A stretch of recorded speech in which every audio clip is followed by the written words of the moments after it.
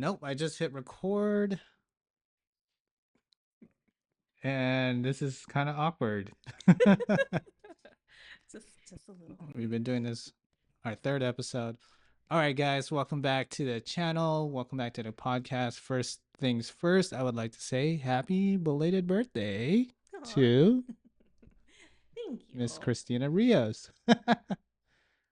So what'd you do on your birthday?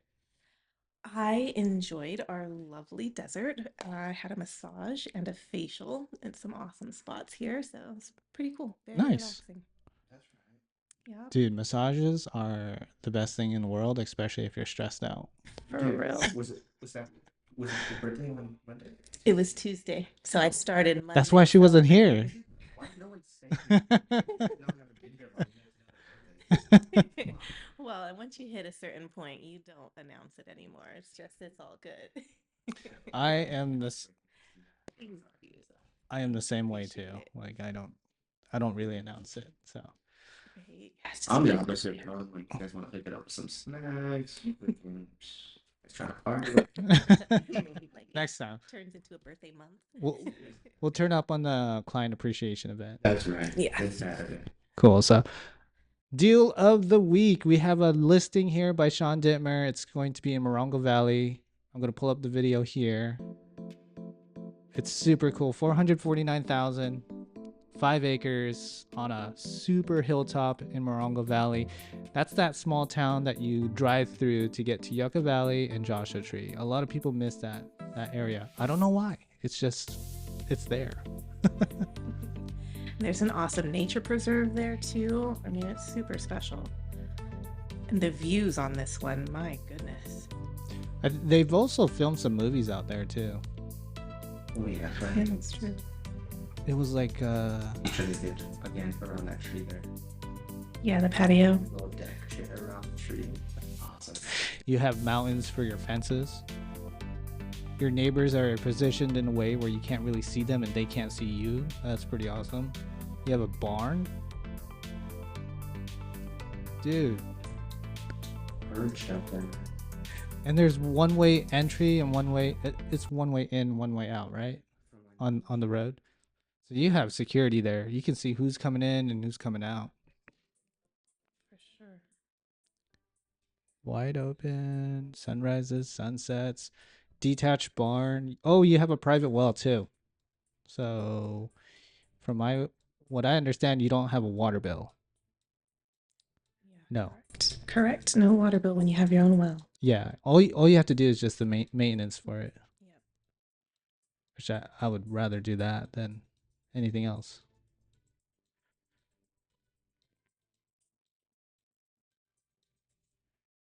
All right. So that's the deal of the week. Y'all should check it out, book a showing.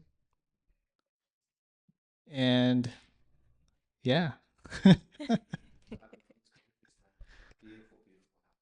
Yeah, it's had a lot of activity. So if you're interested, you better move quick. A lot of showings on that one. So let's have a little fun with this one. We're going to do a permit roulette. So I'm going to name a few things and you guys tell me if you guys need a permit or not. So first thing is fencing. Do you need a permit to fence your property? If it's over 6 feet, yes. Over 6 feet?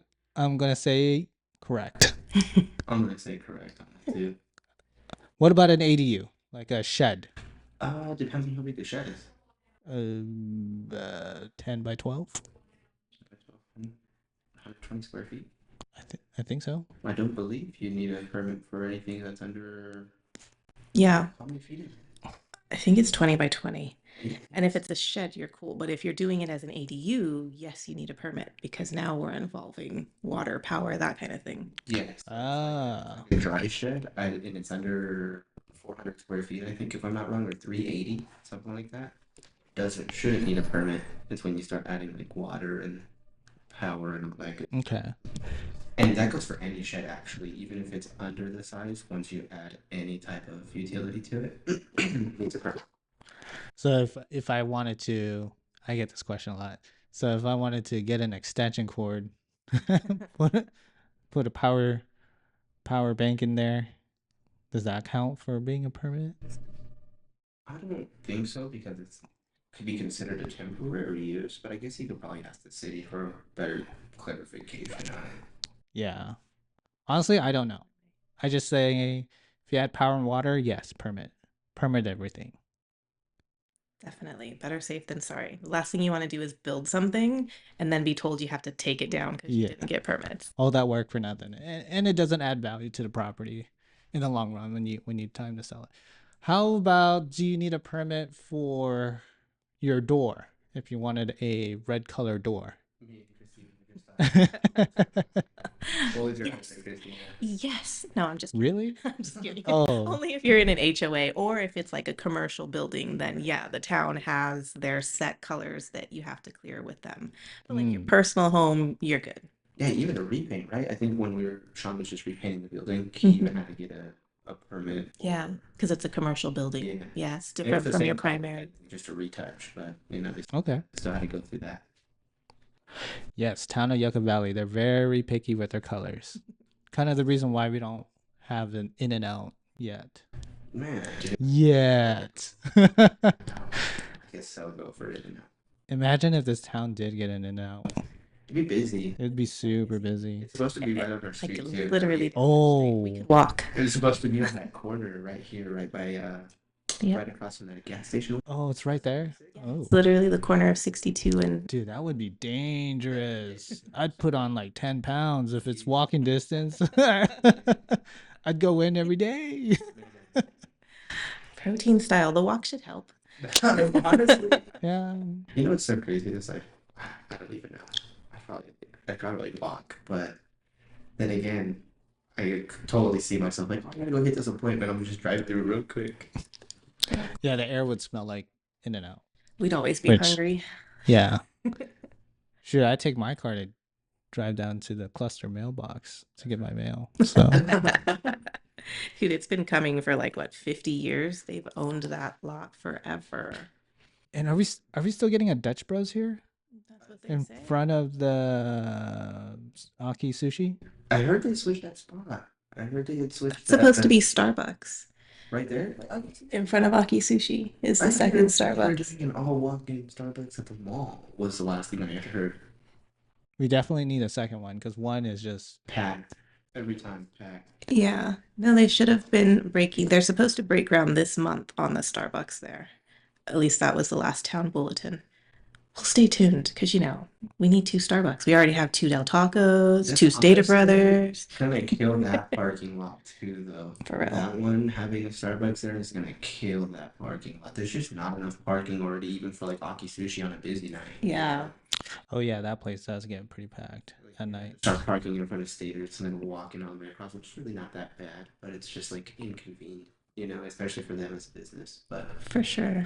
I feel like it might level out because the parking for the first Starbucks is pretty busy too. So I don't know, it might even it out a bit. maybe, hopefully. Do you guys know what that used to be in front of Aki Sushi?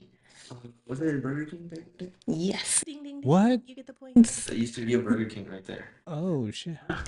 Yeah, yeah. But then after Burger King, it turned into what, Franken Beans, and then it burned down. That's crazy. Franken beans. That doesn't even exist anymore. I don't think I've ever seen that anywhere. I remember Popeye used to be AM PM and I used to pump gas there all the time. Yes. What's Frankenbean supposed to be like a What Peter is? Schnitzel, I think? Something like that. I don't even know. It didn't last long. I know Burger King Franken was Sons, amazing. but Franken Beans? Oh, maybe that's what it was. I don't know. It's been a while. It was a Franken something. But Burger King most predominantly. Okay. That's crazy. All right. So do you need a permit for, I'm just making this stuff up here. Solar and battery, like car batteries. Going with yes. Anything that can cause a potential fire, you should do properly and get permitted. Palm trees. To put a palm tree on your lawn? Yeah. Oh, On your home. that's a good one. Like, is there a number of palm trees I can have on my property? Ooh, good question. That's a really, really good I question. feel like it's not limited.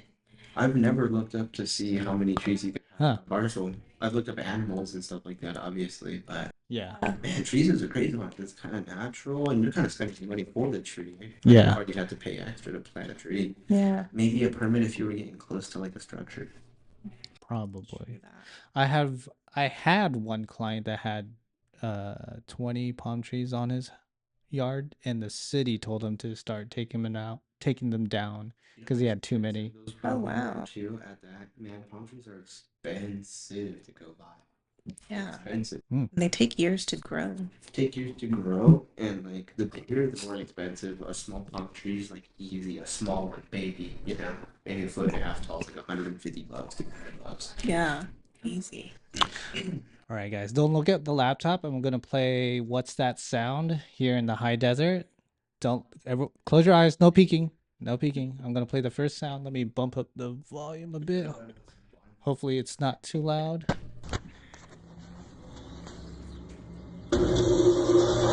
Air conditioning.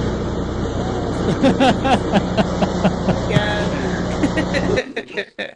Swamp cooler. You got it right. Raymond. I'm having Raymond is in the lead. 1-0. No, that palm. 1-0. Raymond's winning. Oddly, like when I'm showing houses, a lot of people don't know what a swamp cooler is. Dude, I always have to give them the whole scientific explanation. Coolers, it's not so ghetto. I call it yeah. Evap cooler. Yeah. And I tell them it's actually very unique. You use a pump to water the pads. It's very energy efficient. Moisture because it's so dry. It's good for the skin. Gotta sell one. You might have trouble Especially with- shutting a door though. Just saying. Okay. Shutting doors. Oh, Oh yeah, that's it slams it. humidity expansion. Dude, especially when it's the only cooling system in the house. God, this fella, you love this thing. Just Except for monsoon season. yeah. Always put that in there. 'Cause, you know, you gotta watch out for their benefit too. But I'm like, you know, for every other month besides that 1 month that we have monsoon season, yeah. You'll be good. You'll be good. Yeah, my clients are like, that sounds so ghetto. Swamp cooler? It's like it's actually the best thing in the world, except for July and August. I would say like August, September, like late August, September, especially this year. Yeah. Well, we had the early stuff in end of July. Oh, I didn't think of that. But that was only like a day or two. I still Yeah, it wasn't that bad. And then it got back to where for a little bit. All right, round 2. Everyone, close your eyes. Round 2. Let me. Hopefully, this doesn't play an ad.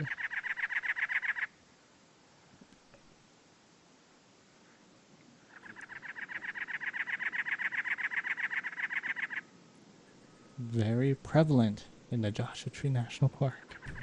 Like Close. a quail? No. It's a cactus wren. Cactus wren. I hear these birds all the time, I can see. I can never figure out what it is. especially when you're a kid and you're just outside. What are those bugs, bro, that are in the bushes that must sometimes sound like a rattlesnake? Have you heard those? Are they beetles? June beetles?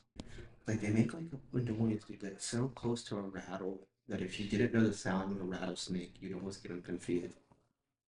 I know what you're talking about. I just don't know the name. They only show up during extreme heat. Maybe it's beetle. It's a beetle. I just don't know the name of Like the cicadas? cicadas. Those are like more prevalent in the Coachella Valley though. Not so much here. Sure, does that So like sound like almost more like a siren? yeah, they're like a buzz. And when it's hot, you can hear super them. buzzy. Yeah. That, but it's not that. But that's good to know what that's called too. I always wanted that show. I wonder if it's like from the same family. Probably. Every time I hear these birds, I'm reminded of my childhood days. These birds? Yeah, This wren. because we used to Stop real quick. go hiking in the desert, and then we dig holes, and we try to make a little fort, Oh, that's and we find leftover plywood, and we just build something out there in the middle of the desert, and then we throw dirt balls at each other. You guys don't do that? I got hit in the nose pretty hard, and my nose was crooked for like a good month. It was just like Owen Wilson nose, like wow, you know. Wilson. And my dad took a quarter and like tried fixing it, like, and I'm like, ooh. I know, I know exactly who threw that rock. It was Bobby Kelly, Bobby Kelly. the pool guy. Oh, Yeah, he was my neighbor. We grew up together. Him and his two brothers. We went into a lot of fights growing up, but it was all fun and games though. That's the goes. That's the way it goes. I call them crazy neighbors myself. All right. Going back a little bit to the permit roulette. What about Joshua trees? Yucca trees. Joshua trees for sure.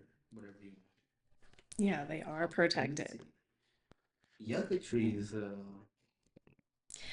I mean, I found some info that says they are protected and some that says that they're not. And the Joshua Tree thing has been going on for like years now, and we have no definitive ruling on it other than they're protected and you need to have permits for them. I think it's like $1,500 for a tree. Ooh. Yeah. fun, pricey. So moral of the story for Joshua trees is not even the state or the city knows what they're doing with it. Yeah, that's that petition that's going on right now. So there's a Can you tell me more about the petition? so there's this petition going on with the Joshua Tree Gateway Association of Realtors. And I'm assuming other organizations as well, but mainly up here because we're the biggest impacted, region of it. And there's just not really too many clear guidelines on how to approach the Joshua Tree situation as is. You hear a different answer from everybody, or the what ifs, or the exceptions and stuff, and you don't know where you totally fit in. So the petition is basically trying to get, our legislative representatives to put a little more attention on the matter of the fact and actually just once and for all give us some clear guidelines. What's your, building distance? What's the exceptions? What you need to do in order to make it happen? Just stuff like that, so that you could actually give people a clear answer and help be a better guide. I feel like what it is, and I think the point of it is that it was presented at some point in time and then just kind of got put on the back burner and has been slowly sitting there. So we're trying to bring it back to the light, get some more traction put on it so that way we can just guide our customers in the right direction and just make it a normal standard. Anywhere you go, you know what the regulation on a Joshua Tree is, So that's basically what the petition's about. Yeah. Specific guidelines for SFR because right now it's more commercial. So yeah, SFR would be nice as far as guidelines. Yeah. I hear all sorts of different theories of how to go about with the Joshua tree. 40 feet, and I heard 50 feet. And then you see new built homes that are within 10 feet. Like, what the hell? I've seen a couple new builds like super close, but Christine had knew a little bit about that. We were talking about that earlier, but Yeah, you need to get an arborist to come out. It's doable. You just have to jump through more hoops to show that you're not going to disturb the tree in a way that will harm it. and So, I think it also comes down to like, I guess back in the day too, if you seen an old build, like they probably just didn't care, kind of how she was saying, people just yeah, there was no regulation. Yeah, there was no regulation. Like my house was built in '86, and I could walk out my front door and spread my arms and touch a chocolate.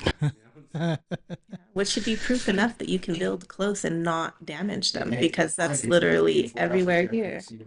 It is huge. So. And it's getting tough with the sewer installation with the Joshua trees within something. 15 feet of where your pipe's going to be going, where you're going to be breaking ground.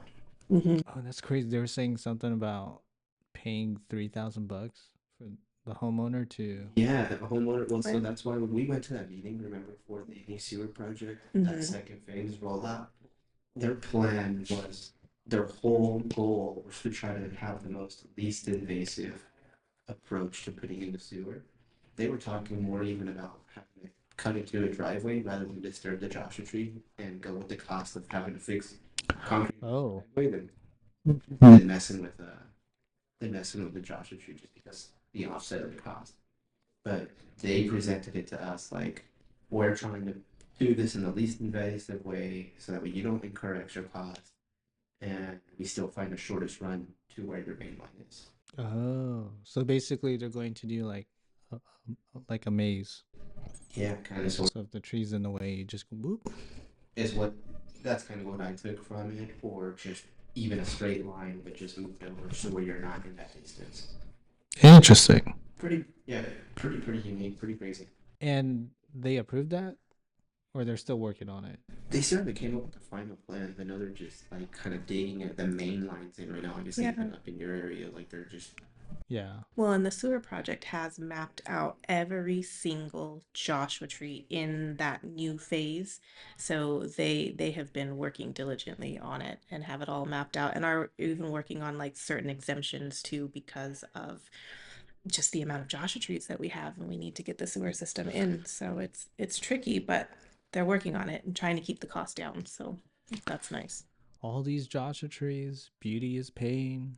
You know, you want to keep it at the same time. Kind of need to get rid of it, at least relocate it, and make it affordable. rehabilitated is the hard part. Yeah. You know, I can understand like the whole don't cut it down, but dude, I'm all about nature. If I can leave it living, I will. You know, so like if it's just in the way, replanting it, I just have a hard time like seeing that you. I don't know. It's tough. You know. Yeah.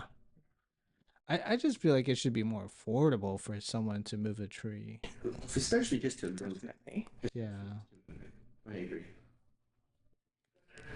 All right, that wraps it up. We're getting close to the 20-minute mark, and Raymond has some appointments to get to in 29 Palms. That's right. We're showing some recreational cabins today. What? Got a lot to go check out. We'll see which one is the lucky winner. So if any of my local high desert realtors are checking that out and I scheduled with you today, be praying for me to bring you an offer. Are they planning to fix it up or what? You know what's crazy is originally I got these clients and they wanted to see Karina's morning drive. Oh, okay. And that one was at 170, but they just didn't see the value for it. So they were willing to come in, but still just, a little lower. Mm-hmm. And then that one went into escrow. They got into a parcel. They ended up just buying a vacant land parcel, trying to at least. And it fell out on the last day of escrow because of title issues. And so they're actually driving all the way from Arizona today to come check this. Wow. And they seem legit, man, because they're like, we wasted so much time between the morning house, between the parcel, not falling out. Where like we need to put an offer on something, and the whole point is to just kind of create a little desert getaway. They don't have full plans on it yet, but they know they want something that's like, I don't know, just has something where maybe they can stay when they come out and do what they do. Hopefully something that has water. A lot of the ones we're seeing that they do have water, or at least not hauled water that's currently active and working. So Nice. And their budget's 170-ish? yeah, according to what they sent me up, yeah. So this is all cash. They're looking to close quick, and everything that we've looked at has been in that like 150 to 200 range. Okay. And a couple that were like, a little lower to see if we can get away. They were really big on Sean's Letta. Too bad that one's falling off the market. Situation with the road there to see if maybe they were still interested. And they were, but after the cost that it would take to get road access and do this, do that, they're just kind of like, yeah, we'll move over. I got a listing for you. I'll share it to you after this, though. Yeah, please, dude. Yeah. Put it on the list, bro. I'm about to list it in 10 minutes. So, all right, guys. See you later. Have a deal with it. We'll have like 2-3 deals. That's right. See ya. See ya. Have a good day.